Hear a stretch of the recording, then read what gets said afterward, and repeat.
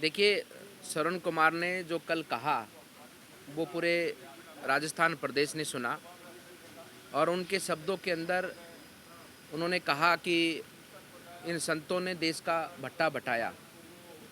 इस बात को लेकर न केवल ये सदन में हमारे भारतीय जनता पार्टी के सभी विधायकगण, अपितु पूरा देश, पूरा राजस्थान आहत था और कल रात से ही काफ़ी बड़ी संख्या में साधु संतों के फ़ोन आना, जनमानस के भक्तजनों के फ़ोन आना कि इस प्रकार का जो वाणी से उन लोगों ने, कांग्रेस के विधायक ने जो बात कही है वो कतई बर्दाश्त के काबिल नहीं है, लायक नहीं है और उसका उनको माफ़ीनामा।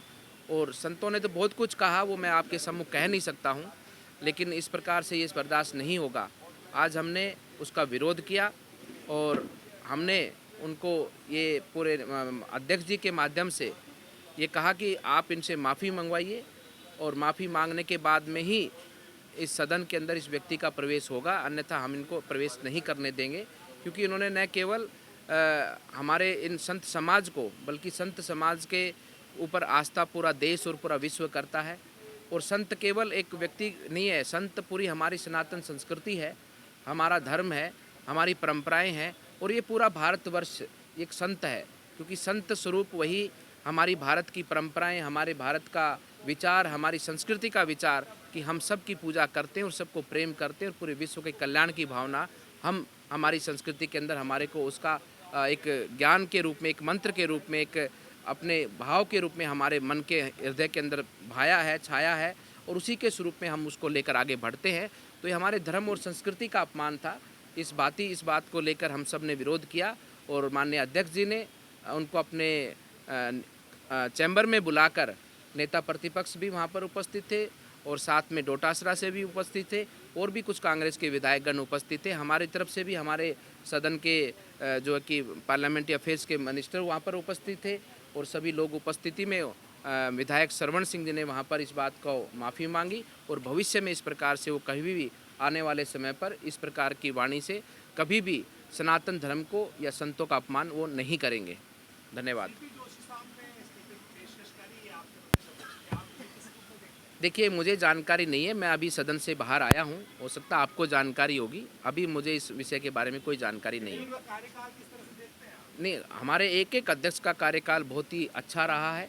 सभी माननीय अध्यक्षों ने हमारे प्रदेश की जनता का और हमारे कार्यकर्ताओं के विषय को लेकर आगे बढ़े हैं, उनकी बातों को लेकर आगे बढ़े हैं और जब प्रदेश के हित में उन लोगों ने सबने मिलकर काम किया। क्योंकि हमारी विचारधारा केवल पार्टी को आगे बढ़ाना नहीं, हमारी विचारधारा देश को और प्रदेश को आगे बढ़ाना है। लेकिन बाबा जी, जिस तरीके से जो बात सदन के अंदर कही गई, उसके लिए सदन से बाहर माफी मांगी चैम्बर में, तो ये चीज आप लोगों देखिए, को रिकॉर्ड में नहीं आई है? वो रिकॉर्ड में नहीं आई? देखिए, रिकॉर्ड में आई है, आ जाएगी, कोई इशू नहीं है। बात विषय ये है कि एक बार अध्यक्ष जी ने व्यवस्था दे दी थी, तो इतना कोई, हम भी संत हैं और हमने भी संत का एक जीवन अपनाया है आप सबकी देन से। तो एक संत के स्वभाव में इस प्रकार से हमारा भी काम आगे बढ़ना, लेकिन बाकी कांग्रेस की मानसिकता को तो आप जानते हैं। क्योंकि जैसा जो खाएगा अन्न वैसा ही होता है उसका मन। जो कांग्रेस की बिरादरी में रहेगा उसका मन ऐसा ही होगा और उसकी वाणी में ऐसे ही शब्द निकलेंगे। क्योंकि कांग्रेस ने कभी भी देश को जोड़ने का, देश को पूजने का, हमारी मिट्टी को, अपनी माता को, अपनी गौ माता को पूजने का कार्य नहीं किया।